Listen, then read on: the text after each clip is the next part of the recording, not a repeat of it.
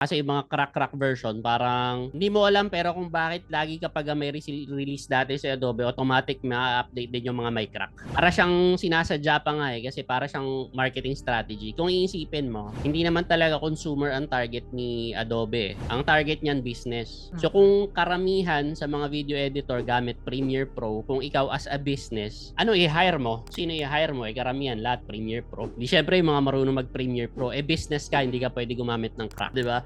Kaso karamihan sa talent ng market is mga Premiere Pro ginagamit, 'di ba? Kasi nga nagpapalabas ka ng crack version eh. Yung Premiere Pro, you need a lot of presets. Pero pag pumunta ka sa Filmora, sa Movavi, yung mga libreng, kasi may mga package na sila as a preset eh. Yung mga sound effect, yung transition. Meron kasi paid yung version ko ng ng Premiere Pro eh. May rin ako subscription din ako sa Envato. Nagawa ko lang yung Premiere Pro pag may nagre-request ng Alex Hormozy. Pero madali nga CapCut dun eh.